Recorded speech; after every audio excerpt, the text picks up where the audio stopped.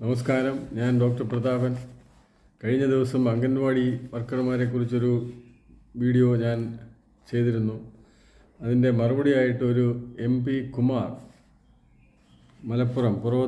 മലപ്പുറത്ത് നിന്ന് ഒരു വോയിസ് മെസ്സേജ് എനിക്ക് അയച്ചു. താങ്കളുടെ വീഡിയോ ഞാൻ മുഴുവൻ കണ്ടില്ല, അതുകൊണ്ട് കാണുക തന്നെ ഉണ്ടായില്ല. താങ്കൾ സർവീസിലിരുന്നപ്പോൾ അംഗൻവാടി വർക്കർമാർക്ക് എന്ത് ചെയ്തു എന്നാണ് ചോദ്യം. അപ്പോൾ അതിനെ തുടർന്നാണ് ഈ വീഡിയോ എൻ്റെ ഓർമ്മയിലുള്ള ചില കാര്യങ്ങൾ ഉൾപ്പെടുത്തി പറയുന്നത്. അംഗൻവാടി വർക്കേഴ്സ് ആൻഡ് ഹെൽപ്പേഴ്സിന് പെൻഷൻ പദ്ധതി കേരളത്തിലില്ലായിരുന്നു. ഇന്ത്യയിൽ ഒരു സംസ്ഥാനത്തും ഇല്ലാതിരുന്നു. പിന്നെ ഗോവയിലും പോണ്ടിച്ചേരിയിലുമൊക്കെ ആരംഭിച്ചു, അത് പകുതി വഴി നിന്നു എന്നൊക്കെ അറിഞ്ഞിരുന്നു. ആ സമയത്താണ് കേരളത്തിലെ അംഗൻവാടി വർക്കർമാർ, അത് 70-80 വയസ്സായിട്ട് ജോലി ചെയ്യുന്നവരുണ്ട്, ഒരു പെൻഷൻ പദ്ധതി എഴുതി തയ്യാറാക്കി അത് സർക്കാരിലേക്ക് കൊടുത്തത്. അതിൻ്റെ ആ പെൻഷൻ പ്രോജക്റ്റ് ഡ്രാഫ്റ്റ് ചെയ്തത് ഞാനാണ്. അത് സർക്കാരിലേക്ക് കൊടുക്കുകയും സർക്കാർ അത് അംഗീകരിക്കുകയും അന്നത്തെ മന്ത്രിയായിരുന്ന PK ശ്രീമതി ടീച്ചർ അത് ഉത്തരവായി ഇറക്കുകയും ഉണ്ടായി.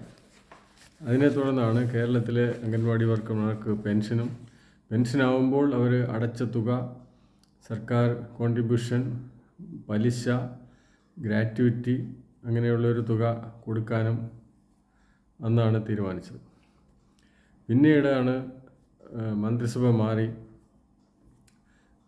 ഡോക്ടർ MK മുനീറാണ് അംഗൻവാടി വെൽഫെയർ ബോർഡ് നിലവിൽ വന്നതായിട്ട് പ്രഖ്യാപിച്ചു. അപ്പോൾ ഈ ബോർഡ് നിലവിൽ വന്നപ്പോൾ ഈ ബോർഡിന് വേണ്ടിയുള്ള ഓഫീസ് എസ്റ്റാബ്ലിഷ്മെൻറ്റ് മാറ്ററുകൾ, രജിസ്റ്ററുകൾ, ഓഫീസ് സെറ്റപ്പ്, ഇതെല്ലാം അതിൻ്റെ ഒരു പ്രിലിമിനറി വർക്കെല്ലാം തയ്യാറാക്കിയതും ഞാനാണ്. ആസ് എ CEO എന്ന നിലയ്ക്ക് ഞാനാണ് തയ്യാറാക്കിയത്. അതോടൊപ്പം അംഗൻവാടി വെൽഫെയർ ഫണ്ട് ആക്ട് നിലവിൽ വരുന്നതിന് വേണ്ടിയുള്ള ഒരു ഡ്രാഫ്റ്റ് ബില്ല് തയ്യാറാക്കി സർക്കാരിലേക്ക് അയച്ചതും ഞാനാണ്. അത് സർക്കാർ ലെജിസ്ലേഷൻ അത് പാസ്സായി വന്നു. അതേസമയം അതിനുവേണ്ടിയുള്ള ചട്ടങ്ങൾ പാസ്സാക്കി ഡ്രാഫ്റ്റ് ചെയ്ത് അയച്ചിരുന്നുവെങ്കിലും ഞാൻ പെൻഷനാവുന്നതിന് മുമ്പ് അത് ഡ്രാഫ്റ്റ് അപ്രൂവായിട്ട് വന്നിട്ടില്ല. അത് പിന്നീടത് ഡ്രാഫ്റ്റ് റൂൾസ് പാസ്സായിട്ടുണ്ട് എന്നാണ്. ഈ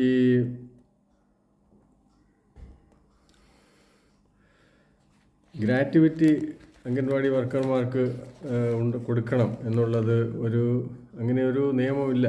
ഇരുന്നിട്ട് പോലും അത് കൊടുക്കണമെന്നതാണ് എന്ന് സർക്കാരിലേക്ക് എഴുതുകയും സർക്കാർ അത് അനുവദിച്ചു വരികയും ചെയ്തു. അതനുസരിച്ച് ഈ ഗ്രാറ്റുവിറ്റി ഡിസ്ട്രിബ്യൂഷന് വേണ്ടി കൊല്ലത്ത്, എറണാകുളത്ത്, കോഴിക്കോട് റീജിയണൽ തല മീറ്റിങ്ങുകൾ നടത്തി അത് വിതരണം ചെയ്യുകയുണ്ടായി. അന്നത്തെ മിനിസ്റ്റർ ഡോക്ടർ MK മുനീർ ഈ 3 ഗ്രാറ്റുവിറ്റി ഡിസ്ട്രിബ്യൂഷൻ മീറ്റിങ്ങുകളിലും പങ്കെടുത്ത് വിതരണം ചെയ്യുകയുണ്ടായി. മാത്രമല്ല, അന്നത്തെ ക്ഷേമനിധി ബോർഡ് ചെയർപേഴ്സൺ ആയിരുന്ന CH ജമീല, അംഗങ്ങളായിരുന്ന ഒരു മാത്യു കുളങ്ങര, U പോക്കർ, P വിജയമ്മ, ഒരു VC കാർത്തിയായനി, ഇവരെല്ലാവരും ഈ റീജിയണൽ റിവ്യൂ ഗ്രാറ്റുവിറ്റി ഡിസ്ട്രിബ്യൂഷൻ മീറ്റിങ്ങുകളിൽ പങ്കെടുത്തിട്ടുണ്ടായിരുന്നു. അന്നത്തെ കാലത്ത് ഒരാളിന് പോലും പെൻഷൻ കൊടുക്കാനുള്ള പെൻഡിങ് വർക്കില്ല. എല്ലാ മാസവും എല്ലാവർക്കും പെൻഷൻ കിട്ടുന്ന അവസ്ഥയുണ്ടായിരുന്നു. എന്നിട്ടും ആർക്കെങ്കിലും പരാതികളുണ്ടെങ്കിൽ അംഗൻവാടി വെൽഫെയർ ഫണ്ട് ബോർഡിൻ്റെ നേതൃത്വത്തിൽ അദാലത്തുകൾ സംഘടിപ്പിച്ചു. അത് കൊട്ടാരക്കര, കാസർഗോഡ്, എറണാകുളം തുടങ്ങിയ സ്ഥലങ്ങളിൽ ഈ അദാലത്തുകൾ സംഘടിപ്പിച്ചിട്ടുണ്ട്.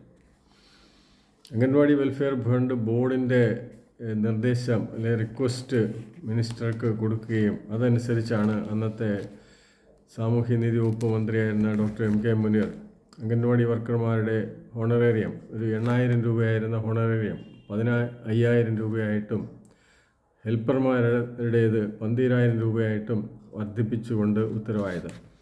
ഇത് സർക്കാരിൻ്റെ ഫണ്ട്, കേരള സർക്കാരിൻ്റെ ഫണ്ട്, കേന്ദ്ര സർക്കാരിൻ്റെ ഫണ്ട്, അതോടൊപ്പം ബാക്കിയുള്ള തുക അതാത് പഞ്ചായത്തുകൾ വഹിക്കണം എന്നാണ് അന്ന് ആ മീറ്റിങ്ങിലെ തീരുമാനമായിരുന്നത്. അപ്പോൾ ആ തരത്തിൽ വളരെ ആക്റ്റീവായിട്ടുള്ള ഒരു വെൽഫെയർ ഫണ്ട് ബോർഡ് ആ കാലത്തുണ്ടായിരുന്നു. അതിൻ്റെ ഒരു ചീഫ് എക്സിക്യൂട്ടീവ് ഓഫീസറായിട്ടും ഞാൻ പ്രവർത്തിച്ചിരുന്നു.